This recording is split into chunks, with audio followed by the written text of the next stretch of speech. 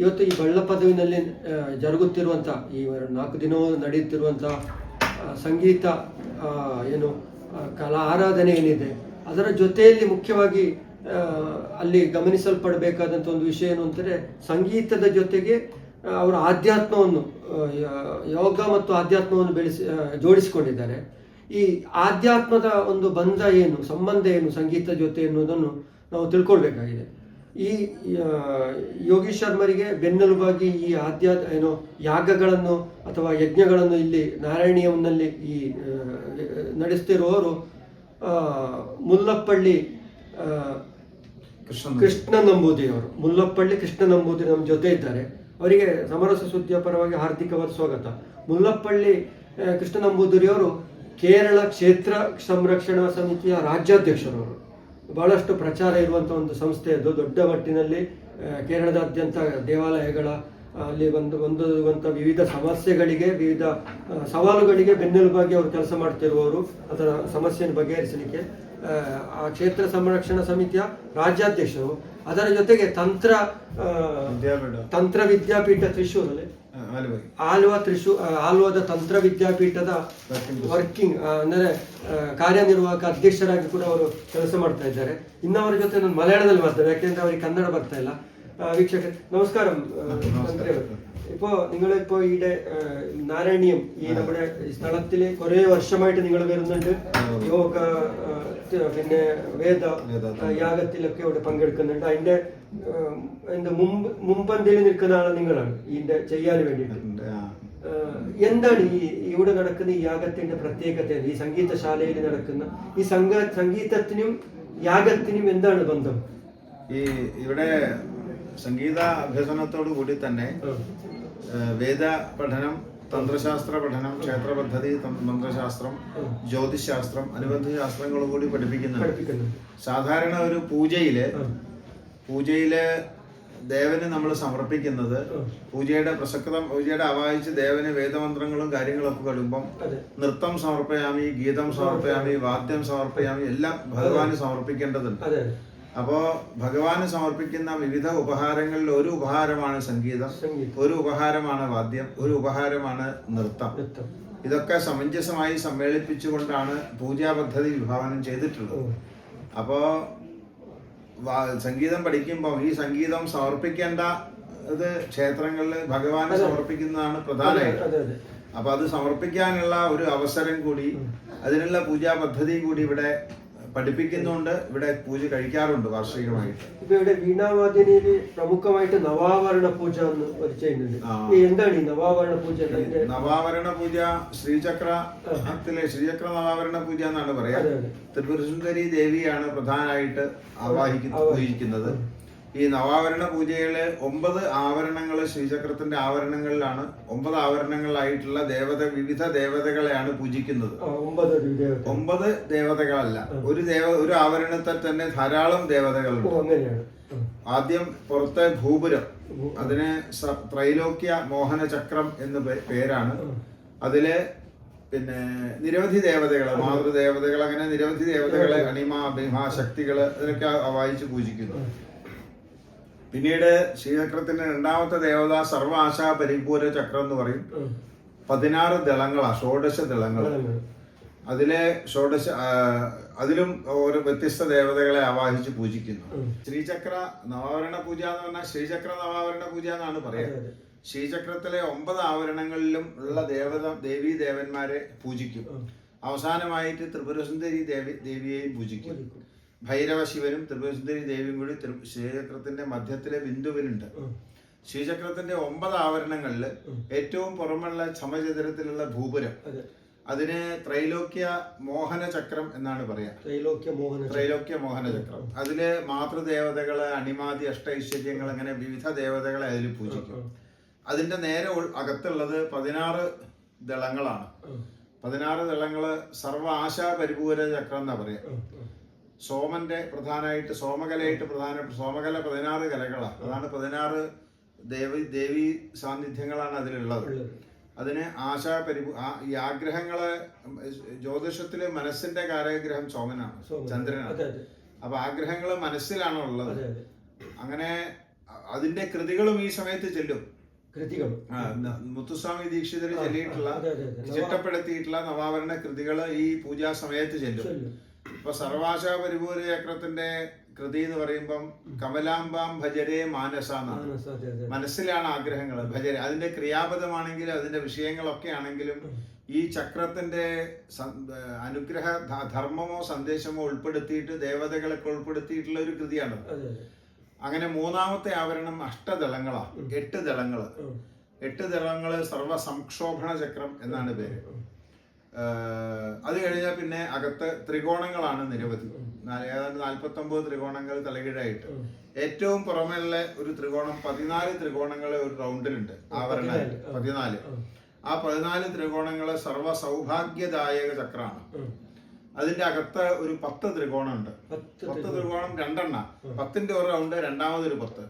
പുറത്തുള്ളത് ബഹിർദശാര ചക്രം എന്ന് പറയും, അകത്തത് അന്തർദശാര ചക്രം എന്ന് പറയും. സർവാർത്ഥ സാധക ചക്രമാണ് പുറത്തെ ഇതില്.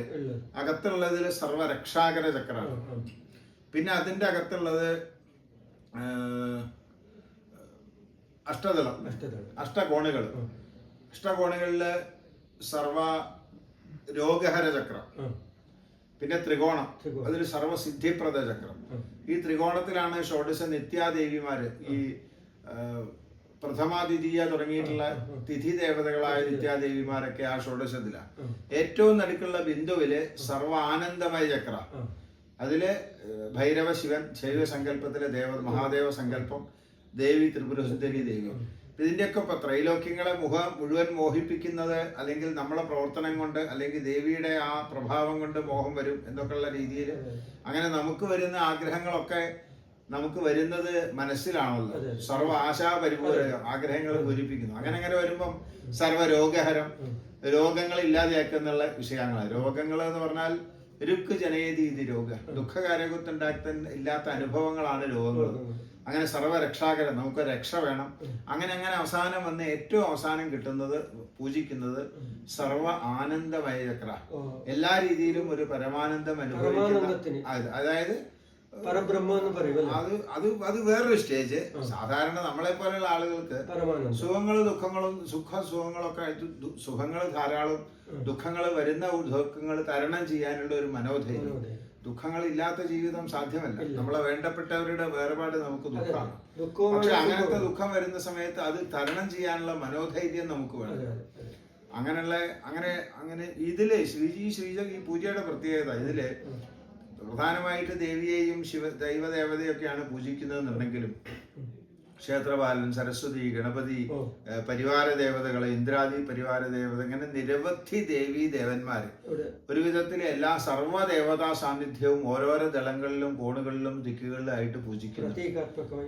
അതിൽ പൂജയുണ്ട്. അപ്പൊ അതുകൊണ്ട് എന്താ വെച്ചാൽ സർവ്വദേവന്മാരുടെയും പൂജ കഴിക്കുന്ന ശ്രീചക്ര യന്ത്രത്തിന്റെ പ്രത്യേകത, അതില് സുദർശന ചക്രം അടങ്ങിയിട്ടുണ്ട്, അഘോര ചക്രമുണ്ട്, അല്ലെങ്കിൽ എല്ലാ യന്ത്രങ്ങളും സമഞ്ജസമായിട്ട് അതിൽ ഉൾപ്പെട്ടിട്ടുണ്ട്. അതുകൊണ്ട് യന്ത്രരാജൻ എന്നാണ് പറയുന്നത്.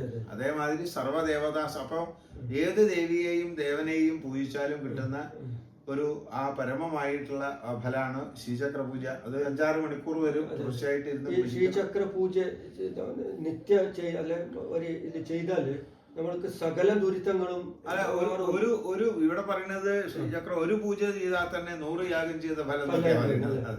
ഒരു ജീവിതത്തിൽ ഒരു അതെ, ഇപ്പൊ പൂജ ധാരാളം സന്ധിച്ച് കാണാനും നമുക്ക് അനുഭവിക്കാനും ഉൾപ്പെടുത്താനും ഒക്കെ കഴിയുമ്പോൾ അതിൻ്റെതായ വിഷയം വരും. കാരണം ഈ പൂജ കൊണ്ട് ഉദ്ദേശിക്കുന്നത് കാമാദ്യഭേദം ഹൃദയം വാദദുഷ്ട അനൃതാഹിതൈഹി ഹിംസാദിവിശ്വരഹിതം ഏതത് ഈശ്വര പൂജനം. കാമാദ്യഭേദം ഹൃദയം, അത്യാഗ്രഹങ്ങളില്ലാത്ത ഒരു ഹൃദയം. പിന്നെ വാദദുഷ്ട അനൃത അഹിതൈഹി, നമ്മൾ പറയുന്ന കാര്യങ്ങൾ ദുഷ്ടം പറയാതിരിക്കുക. അഹിതം, മറ്റൊരാൾക്ക് ഹിതകരമല്ലാത്ത വിഷയങ്ങൾ പറയാതിരിക്കുക. വാദദുഷ്ട അനൃതം അഹിതം, വാദദുഷ്ട അനൃത അഹിതം അനൃതം കളവ് പറയാതിരിക്കുക. അങ്ങനെയുള്ള അവസ്ഥയാണ് സാധാരണ വേണ്ടത്. പിന്നെ ഹിംസാദിവിശ്വരഹിതം, ഹിംസാത്മകമായ വിഷയങ്ങൾ, മറ്റുള്ളവരെ ദ്രോഹിക്കുന്ന രീതിയിലുള്ള ഹിംസാത്മകമായ വിഷയങ്ങള് മനസ്സുകൊണ്ട് ചിന്തിക്കരുത്, പ്രവർത്തിക്കരുത്, സംസാരിക്കരുത്. മനസ്സുകൊണ്ടും വാക്കുകൊണ്ടും കർമ്മം കൊണ്ടും അതില്ലാത്ത, അത് ഹിംസാദിവിശ്വരഹിതം. അങ്ങനെ ഒരു അവസ്ഥ മനുഷ്യൻ എപ്പോഴാണോ സംജാതമാകുന്നത് ഏതത് ഈശ്വര പൂജനം, അഥവാ ഈശ്വര പൂജ കൊണ്ട് നമുക്ക് നേടേണ്ടത് ഇതാണ്. ഒരു ശുദ്ധ സാത്വിക ഭാവം, ആരെയും ദ്രോഹിക്കാതെ നല്ല ഒരു മനുഷ്യനിലെ മനുഷ്യത്വപരമായ ജീവിതം, മനുഷ്യനിലെ മാനുഷിക മൂല്യങ്ങൾ ഉൾക്കൊള്ളുകൊണ്ടുള്ള ജീവിതമാണല്ലോ മനുഷ്യന് വേണ്ടത്. ഇന്ന് മനുഷ്യൻ മൃഗീയതമായ വിഷയങ്ങൾ വരുന്നുണ്ട്.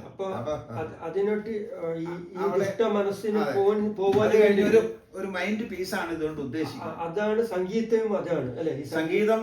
കർണാടക സംഗീതവും മനസ്സിന് സുഖം കിട്ടുന്നു. ഈ ശിശുർവേത്തി പശുർവേത്തി വേത്തി ഗാനരസം ധനിന്നാണ്. ഈ ഗാനരസം ഉൾക്കൊള്ളാത്ത സ്വീകരിക്കുന്ന ആളുകൾ, ഇപ്പൊ ചെവി ഇല്ലാത്ത സർപ്പം പോലും എന്ന് പറഞ്ഞാൽ സർപ്പത്തിന് കേൾക്കാൻ കഴിയുമോ എന്നുള്ളതല്ല, അതായത് അത്ര പോലുള്ള ആളുകൾക്ക് അത് ആസ്വദിക്കാൻ കഴിവുണ്ട് എന്ന് പറയുമ്പോൾ ഒരു അതിശയോക്തിയുള്ള വിഷയമാണ്. അതായത് സംഗീതത്തിലെ ഒരു മന്ത്രമുണ്ട്, മന്ത്രത്തിലെ ഒരു സംഗീതമുണ്ട്.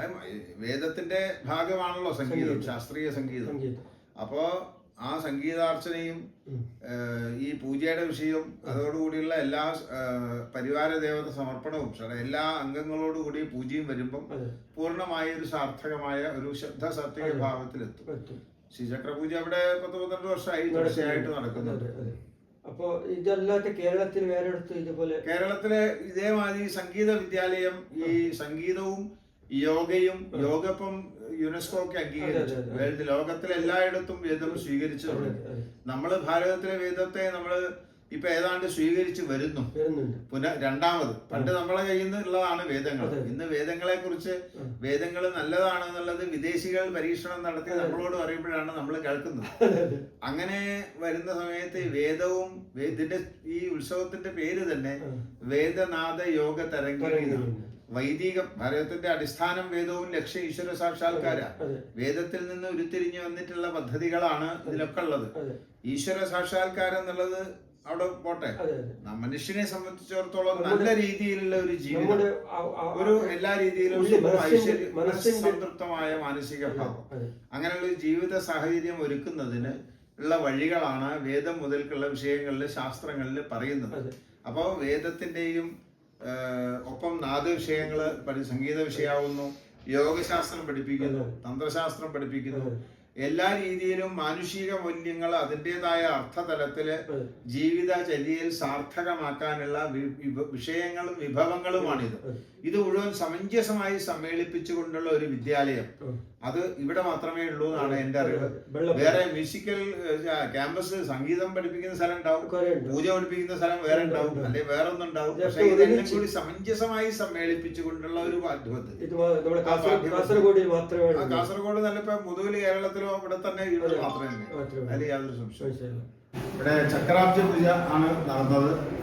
ചക്രാബ്ജ പൂജ വൈഷ്ണവ സാത്വിക പ്രസ്ഥാനത്തിലെ പൂജാ പദ്ധതികളിൽ വെച്ച് മഹാവിഷ്ണുവിനെയാണ് പ്രധാനമായിട്ട് പൂജിക്കുന്നത്.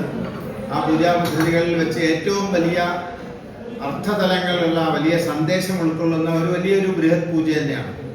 ആദ്യമായിട്ട് പത്മം വരെയുള്ള ഒരു പീഠപൂജാ സങ്കല്പം, ആ വിഷയമാണ് ആദ്യം പൂജിക്കുന്നത്. പിന്നെ ഈ പത്മത്തിൽ പൂജിക്കുന്നത് കാലചക്രത്തെയാണ്. കാലം എന്നുള്ള അവസ്ഥയാണ് ആദ്യമായിട്ട് ഇതിൽ പൂജിക്കുന്നത്. ആ കാലം എന്നുള്ള കാലചക്രത്തിന് രൂപമില്ല, ഭാവമില്ല, ഗുണമില്ല. അങ്ങനെയൊക്കെ ആണെങ്കിലും നമ്മള് പൂജയ്ക്ക് വേണ്ടിയിട്ട് ഒരു ചെറിയ സങ്കല്പത്തില്, ഭാവത്തില്, ഒരു രൂപത്തില് അതിനെ പൂജിക്കും. ആ കാലചക്രത്തെ ആവാഹിച്ച് പൂജിച്ചതിന് ശേഷം ശരീരത്തിലുള്ള പ്രാണൻ, അഹങ്കാര, ബുദ്ധി എന്ന് പറഞ്ഞ 24 തത്വങ്ങളെ ആവാഹിച്ച് പൂജിക്കും. 24 തത്വങ്ങൾ കഴിഞ്ഞിട്ട് 12 മാസങ്ങളിലുള്ള മേടമാസത്തിലെ സൂര്യൻ, ചിങ്ങമാസം ഇടവൻ രാശിയിൽ ഉദിക്കുന്ന സൂര്യൻ, അങ്ങനെ 12 ദ്വാദശ ആദിത്യന്മാര് 12 രീതിയിലുള്ള ഓരോ മാസത്തിലും ഓരോ രാശിയിൽ, ആ മാസത്തിന്റെ രാശിയിലാണ് സൂര്യോദയം.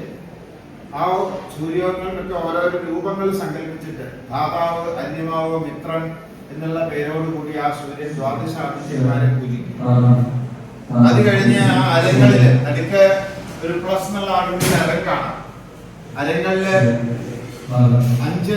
15 വെളുത്ത പക്ഷങ്ങൾ, 15 കറുത്ത പക്ഷം, ശുക്ലപക്ഷങ്ങൾ 15, കൃഷ്ണപക്ഷങ്ങൾ 15, പിന്നെ അമാകല, അങ്ങനെ 16 കലകൾ.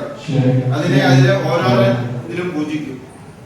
അപ്പൊ ഓരോ മാസങ്ങളിലും ഉള്ള 30 ദിവസത്തെ പൂജിച്ചു അർത്ഥം. ഓരോ മാസങ്ങളിലുള്ള മാസങ്ങളിലെ 30 ദിവസത്തെ പൂജിച്ചു കഴിഞ്ഞാൽ ഈ 30 ദിവസങ്ങളിൽ ഓരോ ദിവസങ്ങളിലുള്ള രാവിലെ എന്നുള്ള നേരം, ഉച്ചയ്ക്ക് എന്നുള്ള സമയം, വൈകുന്നേരം എന്നുള്ള സമയത്തെ പൂജിക്കും. ആ ദിവസങ്ങളിൽ അരങ്ങളിൽ പ്രാതസമനം എന്നുള്ള ഒരു ദേവതയെ സങ്കല്പിച്ചുകൊണ്ട് ഉച്ചയ്ക്കുള്ള ഉച്ച എന്നുള്ള അവസ്ഥ സമയത്തെ ഒരു ദേവതാ സങ്കല്പം കൊടുത്തുകൊണ്ട് ഒരു ഗോഡിന്റെ ഇതിൽ അങ്ങനെ രാവിലെ ഉച്ചയ്ക്ക് വൈകുന്നേരം എന്നുള്ള സമയത്തെ ദേവതാ രൂപത്തിൽ ആവാഹിച്ച് പൂജിക്കും. അത് കഴിഞ്ഞ് മനുഷ്യ ശരീരത്തിലെ വിചാര വികാരങ്ങളുടെ പ്രതീകമായിട്ട് കോപതത്വത്തെ ആവാഹിച്ച് പൂജിക്കും. പിന്നെ ഈ ഇതിലെ ഒരു ജീവചൈതന്യത്തെ ആവാഹിച്ച് പൂജിച്ച് ആ ജീവചൈതന്യത്തിന് മഹാവിഷ്ണു സങ്കല്പത്തിൽ ആവാഹിച്ച് ശംഖ ചക്ര ഗദാപത്മങ്ങളോടുകൂടി അവയവങ്ങളോടുകൂടിയ മഹാവിഷ്ണു സങ്കല്പമായിട്ട് ആവാഹിച്ച് പൂജിക്കും. അപ്പോ 360 ദിവസങ്ങളെ പൂജിക്കുന്നു. അത് കഴിഞ്ഞ് മേടം മുതൽക്കുള്ള മാസങ്ങളെ പൂജിക്കുന്നു. മേടമാസത്തിലെ 30 ദിവസങ്ങളെ പൂജിക്കുന്നു. ഓരോ ദിവസങ്ങളിലെയും 3 നേരത്തെ പൂജിക്കുന്നു. ഇതൊക്കെ ഗോഡ് സങ്കല്പത്തിലാണ്. തിഥിർ വിഷ്ണു തഥാവാര നക്ഷത്രം വിഷ്ണുരേവച യോഗശ്ച കരണം ചെയ്യുക സർവം വിഷ്ണുവയം ജീവൻ. വിഷ്ണു എന്ന് പറഞ്ഞാൽ ഇവിടെ വിശ്വവ്യാപനെന്നാണ്. വിഷ്ണുവും വ്യാപനശീല, എല്ലായിടത്തും നിറഞ്ഞു നിൽക്കുന്ന ഒരു ഈശ്വര ചൈതന്യം എന്നുള്ളതാണ് അർത്ഥം. അപ്പൊ നമ്മള് ഇതുവരെയുള്ള ദിവസങ്ങളില്, മാസങ്ങളില്, ദിവസങ്ങളില് രാവിലെയും ഉച്ചയ്ക്കും വൈകുന്നേരവും നേരങ്ങളിലൊക്കെ നമ്മൾ ചെയ്തിട്ടുള്ള പ്രവൃത്തികൾ മുഴുവൻ തന്നെ എന്തെങ്കിലും രീതിയിൽ സംതിങ് റോങ് നമ്മൾ ചെയ്തിട്ടുണ്ടെങ്കിൽ അതൊക്കെ ഭംഗിയായിട്ട് നല്ല സത്കർമ്മങ്ങളായി വരണം. മാത്രമല്ല ഇനി ഭാവിയിൽ നമ്മൾ ചെയ്യാൻ പോകുന്ന കാലചക്രത്തിൽ നമ്മൾ ജീവിക്കുമ്പോൾ ഈ കാലചക്രത്തെയാണ് അത്യാവശ്യം ആവാഹിക്കുന്നത്. ആ കാലചക്രത്തിൽ ജീവിക്കുന്ന ഒരു ജീവിയാണ് നമ്മൾ. ആ കാലചക്രത്തിലെ ഒരു കുറച്ച് ഭാഗത്ത് നമ്മൾ ജീവിക്കുന്ന സമയത്ത് നമ്മൾ ചെയ്യുന്ന കർമ്മങ്ങളൊക്കെ തന്നെ മേടം, ഇടവം, മിഥുനം മുതലായ മാസങ്ങളിൽ 30 ദിവസങ്ങളിൽ വെളുത്ത പക്ഷത്തിലെ, കറുത്തപക്ഷത്തിലെ, പ്രഥമ, ദ്വിതീയ എന്നുള്ള ശുക്ലപക്ഷം, വെളുത്ത പക്ഷം, കൃഷ്ണപക്ഷമുണ്ട്. അങ്ങനെയുള്ള ദിവസങ്ങളിൽ തന്നെ ഓരോ ദിവസങ്ങളിൽ കൃഷ്ണപക്ഷത്തിലെ ഒരു ദിവസത്തിൽ തന്നെ രാവിലെയും ഉച്ചയ്ക്കും വൈകുന്നേരമുണ്ട്. അങ്ങനെ ഈ മാസങ്ങളിലെ ദിവസങ്ങളിലെ 3 നേരവും നമ്മൾ ചെയ്യുന്ന എല്ലാ കർമ്മങ്ങളും ചിന്തകളും ഒക്കെ തന്നെ ഈശ്വര പൂജയായിട്ട്, ഈശ്വര അർപ്പണമായിട്ട് ഇതാവണം. ശുദ്ധ സാത്വികമാവണം. ഇതുവരെ ചെയ്തതൊക്കെ അങ്ങനെ ആവണം. ഇനി ചെയ്യുന്നത് മുഴുവൻ തന്നെ സൽകർമ്മങ്ങളായി വരണം എന്നുള്ള പ്രാർത്ഥനയാണ് മഹാവിഷ്ണുവിനെ ആവാഹിച്ച് പൂജിക്കുന്ന ചക്രാബ്ജ പൂജയിലൂടെ നമ്മൾ ಪ್ರಾರ್ಥಿക്കുന്നത്. ನಂದಿ. ವೀಕ್ಷಕರೀಗ ನಮಗೆ ನಂಬೂದಿರಿ ಅವರು ತುಂಬಾ ಮಾಹಿತಿಯನ್ನು ನೀಡಿದ್ದಾರೆ.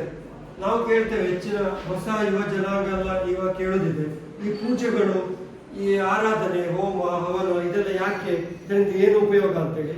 ನಿಜವಾಗಿ ಏನು ಅಂದ್ರೆ ಇದರ ಅರ್ಥ ಗೊತ್ತಿಲ್ಲದ ಕಾರಣ ನಮಗೆ ಈ ರೀತಿಯ ಪ್ರಶ್ನೆ ಮಾಡುವಂತ ಒಂದು ಅವಸ್ಥೆ ಬರ್ತದೆ. ಅದಕ್ಕೆ ಉತ್ತರ ಕೊಡ್ಲಿಕ್ಕೆ ನಮಗೆ ಗೊತ್ತಿರುವುದೂ ಇಲ್ಲ. ನೋಡಿ, ಈಗ ನಂಬೂದಿರಿ ಅವರು ಹೇಳಿದ್ರು, ಇಲ್ಲಿ ಹಾಕಿರುವಂತಹ ಪ್ರತಿಯೊಂದು ಬಣ್ಣಕ್ಕೂ ಕೂಡ ಒಂದೊಂದು ಅರ್ಥ ಇದೆ ಅಂತೇಳಿ. ಯುಗಗಳ ಸಂಖ್ಯೆ ಇರ್ಬೋದು, ಏನು ಪಕ್ಷ, ಮಾಸ, ಏನು ತಿಂಗಳು, ದಿನ, ನಕ್ಷತ್ರ, ಇದೆಲ್ಲವೂ ಕೂಡ ಅದರ ಒಂದು ಪ್ರತೀಕಾತ್ಮಕವಾಗಿ ಏನು ಹಾಕಿರುವಂತಹ ಬಣ್ಣ ಅಥವಾ ರಂಗೋಲಿಯಲ್ಲಿ ದೇವರ ಮುಂದೆ ಹಾಕಿರುವಂತಹ ಈ ಪೂಜೆಯ ಈ ಬಣ್ಣಗಾರಿಕೆ ಅಥವಾ ಈ ರಂಗೋಲಿಯಲ್ಲಿ ನಾವು ಕಾಣ್ತೇವೆ. ಅದನ್ನು ಹೇಳಲಿಕ್ಕೆ ನಮಗೆ ಗೊತ್ತಿದ್ರೆ ಅದನ್ನು ಪ್ರಶ್ನೆ ಮಾಡುವವರಿಗೆ ಅರ್ಥ ಆಗ್ತದೆ. ಆದರೆ ಹೇಳಲಿಕ್ಕೆ ಗೊತ್ತಿಲ್ಲದ ಕಾರಣ ಪ್ರಶ್ನೆ ಮಾಡುವವರು ಜೀವನ ಇಡೀ ಪ್ರಶ್ನೆ ಮಾಡ್ತಾ ಇರ್ತಾರೆ. ಹಾಗಾಗಬಾರ್ದು. ನಮ್ಮ ಹಿಂದೂ ಧರ್ಮದ ಪ್ರತಿಯೊಂದು ಆಚರಣೆ ಹಿಂದೆ ಕೂಡ ಬಹಳ ವಿಶಾಲವಾದ ಒಂದು ವೈಜ್ಞಾನಿಕ ಅರ್ಥ ಇದೆ ಎನ್ನುವುದನ್ನು ಈ ಮೂಲಕ ಇವತ್ತು ನಾವು ಬಳ್ಳಪಲ್ಲಿನಲ್ಲಿ ನಮ್ಮ ನಂಬೂದಿರಿಯವರು, ಮುಲ್ಲಪಳ್ಳಿ ನಂಬೂದಿರಿ ಬಹಳಷ್ಟು ದೊಡ್ಡ ವ್ಯಕ್ತಿಯವರು. ಒಂದು ದಿವಸದ ಸುಮಾರು 20 ಗಂಟೆ ಕೂಡ ಅವರು ಕೆಲಸ ಮಾಡ್ತಾ ಇರಬೇಕು. ಒಂದು 2-3 ಗಂಟೆ ಮಾತ್ರ ಅವರು ವಿಶ್ರಾಂತಿಯಲ್ಲಿರುವುದು ಅಂತ ಹೇಳಿ ಬೇರೆಯವರು ನಮಗೆ ಹೇಳಿದ್ರು. ಅಷ್ಟು ಏನು ತುಂಬ ಬೇರೆ ಬೇರೆ ಕರ್ತವ್ಯದಲ್ಲಿ ನಿರತರಾಗಿದ್ದರು. ವೇದ ಉಪನಿಷತ್ತುಗಳಲ್ಲೆಲ್ಲ ತುಂಬ ಏನು ಅದರಲ್ಲಿ കരകത ಮಾಡಿಕೊಂಡವರು. ಅವರಿಗೆ സമര സുദ്യ കടಯಿಂದ ತುಂಬ ವಂದನೆಗಳು. നമസ്കാരം സർ. നന്ദി. അപ്പോൾ വളരെ സന്തോഷം സർ. അപ്പൊ മറ്റന്നാൾ പൂജയിൽ പങ്കെടുത്ത എല്ലാവരും അതിന്റെ ദേവിയുടെ അനുഗ്രഹം എല്ലാവർക്കും കിട്ടട്ടെ എന്ന് നമ്മളും പ്രാർത്ഥിക്കുകയാണ്. മുരളി കൃഷ്ണ നമ്പൂതിരി അവർക്ക് ഇതുവരെ നമ്മളെ കൂടെ നിന്നിട്ട് വിവിധ വിಚಾರങ്ങൾ, ವೇದ, ನಾದ, ഇതൊക്കെ യോഗത്തിന്റെ ಬಗ್ಗೆ ಎಲ್ಲ പറഞ്ഞു. നന്ദി. വളരെ നമസ്കാരം.